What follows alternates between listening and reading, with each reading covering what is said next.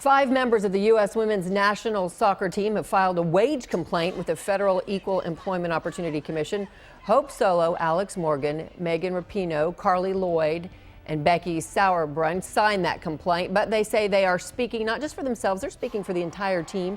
The women claim that the U.S. Soccer Federation paid members of the women's team 40% less than the men, even though the men's team has not won soccer's highest honor. We're talking about the World Cup. The women have won 3, including last summer's tournament, which took place in Canada. So Peter Welton is in tonight. He's the host of the Kick Around on Radio 1310 The Ticket. Appreciate you being here tonight. Better than Ducey. That's right. Take Ducey's place for a while.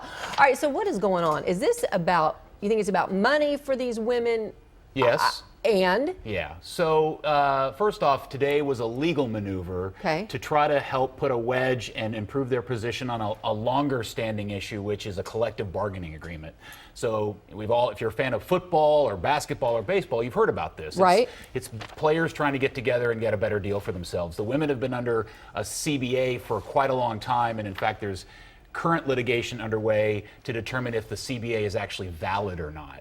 And because of last year's World Cup and the upcoming Olympic tournament, there's a lot of revenue at stake here. And the Federation wants to hold off a new CBA. They think they've got one in place that's good till the end of this year.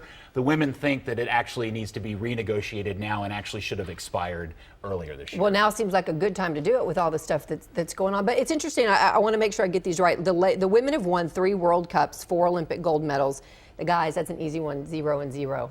I mean, to me, it just seems like, okay, why not? And you're pausing like maybe that's not all there is to it. There's not, and it's very easy to talk about this and sound like you're not for pay equality. But the deal is this: they play the same game, but women's soccer and men's soccer are 2 very different businesses. The business of the 2 sports are run differently. They have less revenue, different revenue streams to them. And the reality is the men's World Cup versus the Women's World Cup brings in literally, and I'm not exaggerating here, more than 40 times the revenue. So if you actually do the math, the women won the World Cup last year, actually got paid more money per percentage of the total revenue of the Women's World Cup than the German men did when they won the World Cup in 2015. Okay, but that's the German men, that's their situation to take care of. We're talking about men and women here in the U.S., essentially the same boss, right? And when I'm going to back you up for a second, because just playing devil's advocate, okay, if the men are making this much more, are they getting more support? Are they getting more sponsors, more games, better playing times? So one point, the World Cup is paid by FIFA, the World Federation. That's how those are paid out. That is not something determined by U.S. Soccer. But here, yes, clearly the women are underpaid. But the problem is they're sitting under a collective bargaining agreement that they agreed to many years ago. And that's really what this is about. They want to get a new agreement in place so they do get paid more equitably. Right. But at the end of the day, the businesses are still very, very different.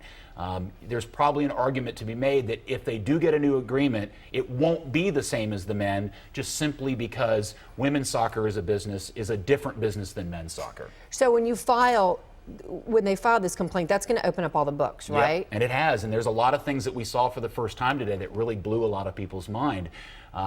The Federation is projecting this year to generate almost $25 million in the women's game alone, and that's the reason why they're in a hurry to get a new bargaining agreement in place, because that's a giant amount of revenue. Remember, the women have 2 big tournaments every 4 years that are played back to back. That's different than the men's game.